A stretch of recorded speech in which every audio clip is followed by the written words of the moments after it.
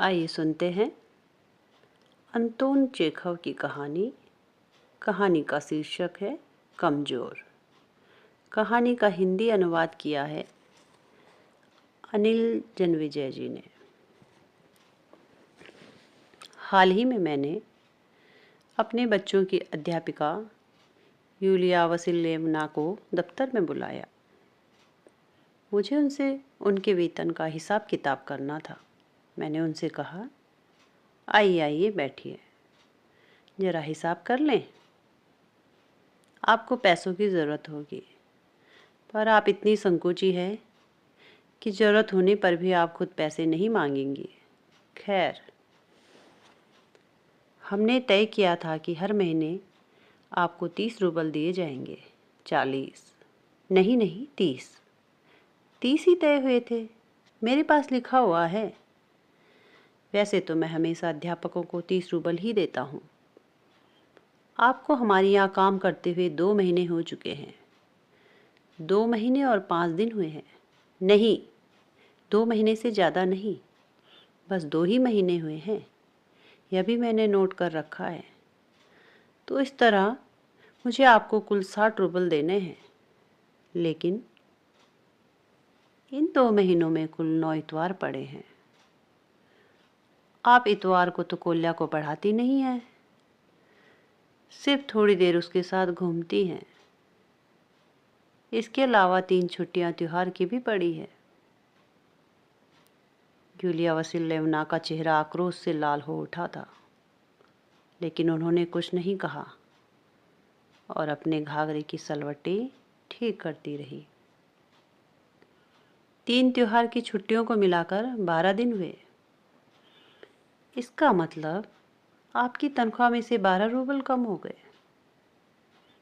4 दिन कोल्या बीमार रहा और आपने उसे नहीं पढ़ाया। 3 दिन तक आपके दांत में दर्द रहा। तब भी मेरी पत्नी ने आपको यह इजाज़त दे दी थी कि आप उसे दोपहर में न पढ़ाया करें। इसके हुए 7 रूबल, तो 12 और 7 मिलाकर हुए कुल 19 रूबल।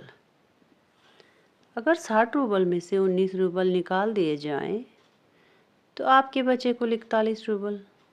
क्यों, मेरी बात ठीक है ना?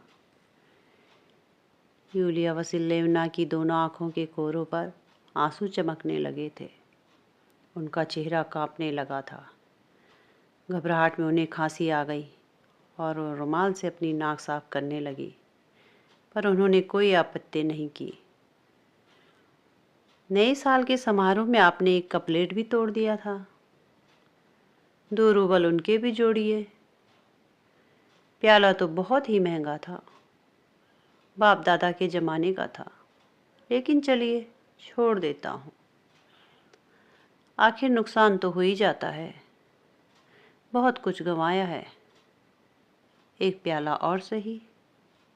आगे आपकी लापरवाही के कारण कोल्या पेड़ पर चढ़ गया था और उसने अपनी जैकेट फाड़ ली थी।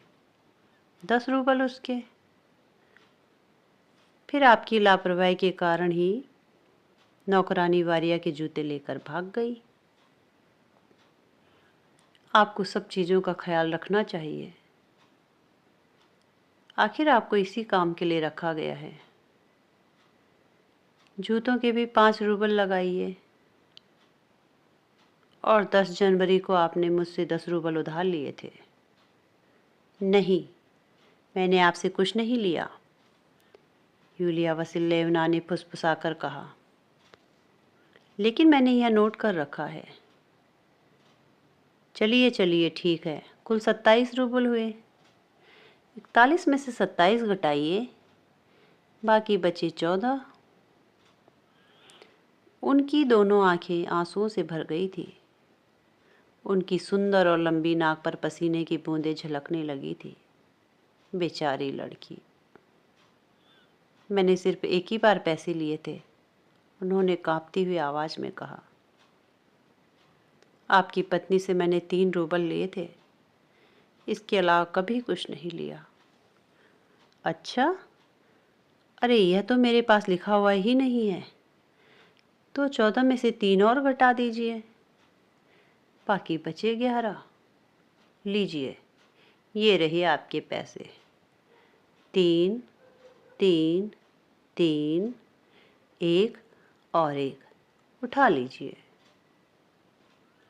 और मैंने उन्हें 11 रूबल दे दिए। उन्होंने चुपचाप पैसे ले लिए और कांपते हुए हाथों से उनको अपनी जेब में रख लिया। धन्यवाद, उन्होंने फ्रांसीसी भाषा में फुसफुसाकर कहा। मैं झटके से उठ खड़ा हुआ और कमरे में चक्कर काटने लगा। मुझे गुस्सा आ गया था। किस लिए धन्यवाद? मैंने पूछा। पैसों के लिए धन्यवाद। पर मैंने तो आपको लूट लिया है, बेड़ा गर्क हो मेरा। किस लिए धन्यवाद? दूसरी जगहों पर तो मुझे यह भी नहीं दिया जाता था। नहीं दिया जाता था? तो इसमें आश्चर्य की क्या बात है? मैंने तो आपसे मजाक किया है। मैंने आपको एक क्रूर सबक सिखाया है। मैं आपका एक एक पैसा दे दूंगा। ये देखिए, यह लिफाफे में आपकी पूरी तनख्वाह रखी हुई है। आप गलत बात का विरोध क्यों नहीं करती? आप चुप कैसे रह जाती हैं? क्या इस दुनिया में कोई इतना बेचारा और असहाय भी हो सकता है? क्या आपकी इच्छा शक्ति इतनी कमजोर है? क्या यह संभव है? वह उदासी से मुस्कुराई और मैंने उसके चेहरे पर पढ़ा, हाँ यह संभव है। मैंने अपने क्रूर व्यवहार के लिए उससे माफ़ी मांगी और उसे 2 महीने की पूरी तनख्वाह के 80 रूबल दे दिए।